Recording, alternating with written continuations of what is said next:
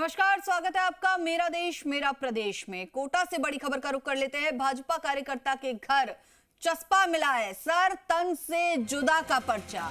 घर के बाहर पर्चा चिपकाने से उद्योग नगर इलाके में हड़कंप मच गया है। अपना घर योजना में भाजपा नेता मनोज के घर के बाहर सुबह मिला था ये पर्चा।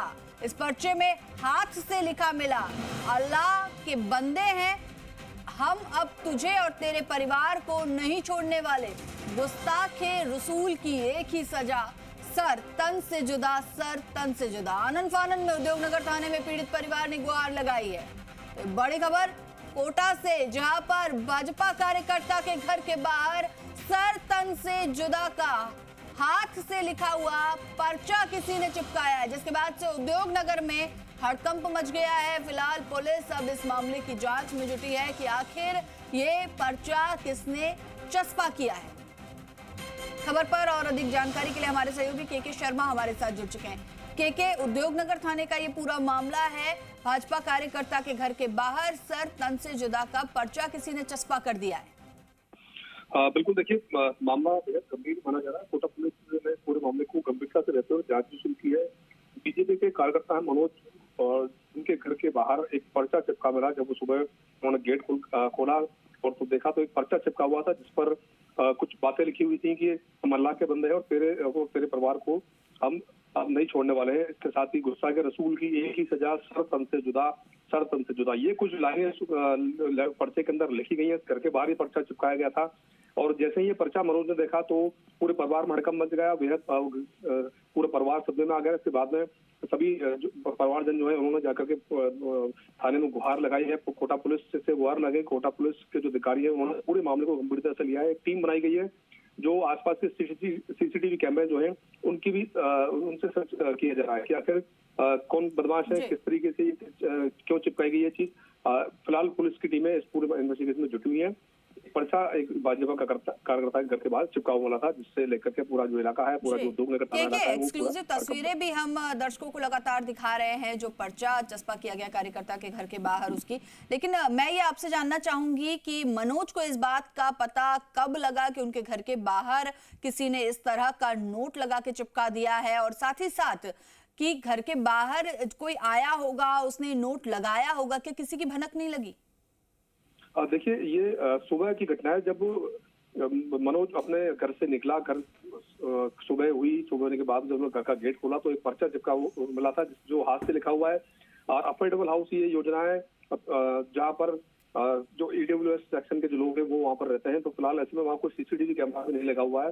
लेकिन इस पर्चे को देखने के बाद में जो मनोज का परिवार है वो सदमे में था। उसके बाद में पुलिस से इसकी गुहार लाई गई है।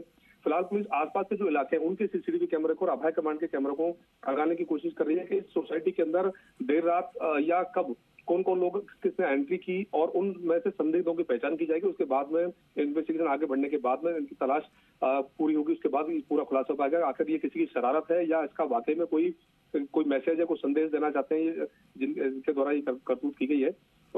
लेकिन जब मनोज सुबह अपने घर से बाहर निकला तो उसके घर के बाहर हाथ से लिखा हुआ एक पर्चा मिला जिसको देख करके पूरे परिवार था, सपने में था, क्योंकि सर तन से जुदा करने की बात यहाँ पर लिखी गई है।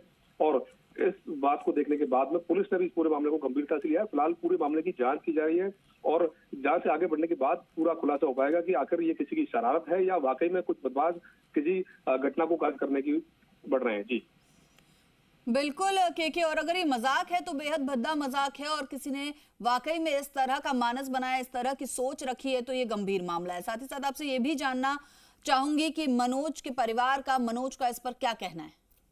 हाँ, देखिए, मनोज से अभी हमारी बात हुई उनका साफ तौर पर जब इस तरीके की धमकी भरा पत्र घर के बाहर अचानक से सुबह गेट खोलकर इस तरीके का पत्र मिलता है तो निश्चित तौर पर एक परिवार जो है पूरा तरीके से पीड़ा में आ जाता है, पूरे तरीके से कष्ट में आ जाता है।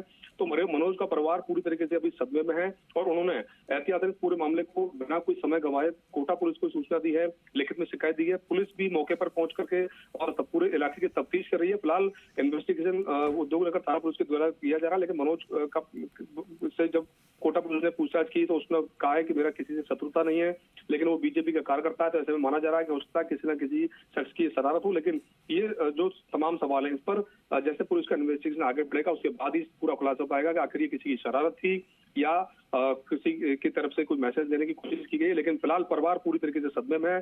सहमा वो परिवार है क्योंकि सर तन से जुदा करने की धमकी यहाँ पर पूरे परिवार को दी गई है। जी बिल्कुल, और इस तरह की धमकी को के गंभीर ही लिया जाना चाहिए, क्योंकि ये कोई आम बात नहीं है, कोई छोटी बात नहीं है कि भाजपा कार्यकर्ता के घर के बाहर इस तरह का नोट लगा देना और सर तन से जुदा करने की बात करना, एक तरह से उसकी हत्या की बात करना, उसका परिवार भी सकते में होगा।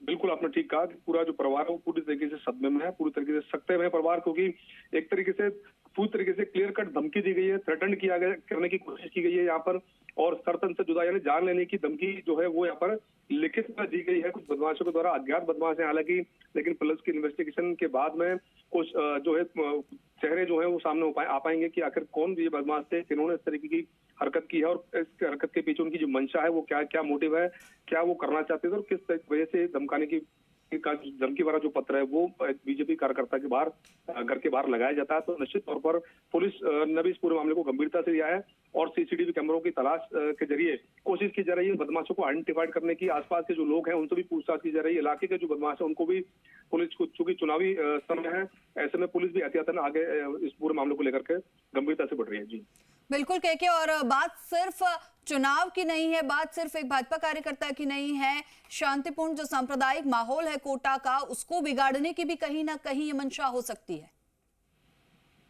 बिल्कुल बिल्कुल, आपने बिल्कुल ठीक कहा कि न सिर्फ चुनाव का विषय है बल्कि एक अभी हाल ही में कल ईद भी निकली है, ईद भी निकली है। ऐसे में जो सौहार्दपूर्ण वातावरण है उसको भी हो सकता है कुछ बदमाश चुनाव के दौरान खराब करना चाहते हो, कुछ अज्ञात बदमाशों की इस तरीके की जो मोटिव है वो भी हो सकता है। लेकिन फिलहाल जब पुलिस इस पूरे मामले की जांच में जुटेगी, आगे सीसीटीवी कैमरे से अगर कोई कड़ी मिलती है तो पुलिस कड़ी से कड़ी जोड़ेगी और जब उन बदमाशों तक पुलिस पहुंचेगी उसके बाद पूरा की पूरा घटनाक्रम उसका खुलासा हो पाएगा कि ये घटना किन लोगों के द्वारा कारित की गई है। क्या ये बदमाश सोसाइटी का, पूरे कोटा शहर का माहौल बिगाड़ना चाहते हैं, सौहार्दपूर्ण वातावरण को खराब करना चाहते हैं, या जो वैमनस्यता है वो पैदा करने की यहाँ पर कोशिश की गई है और चुनावी समय में चुनाव का माहौल जो है वो बिगाड़ने के यहाँ पर क्या कुछ बदमाशों द्वारा कोशिश की जा रही है। इन तमाम पहलुओं पर इंटेलिजेंस की जो टीम है वो भी इस पूरे मामले को लेकर के और सक्रिय हुई है, क्योंकि एक तरफ चुनाव है तो दूसरी तरफ ये एक धर्म से जुड़ा मामला हो सकता है, समाज से जुड़ा मामला हो सकता है। तो ऐसे में इंटेलिजेंस की जो टीम है वो भी इस पूरे मामले को लेकर एक्टिवेट हुई है।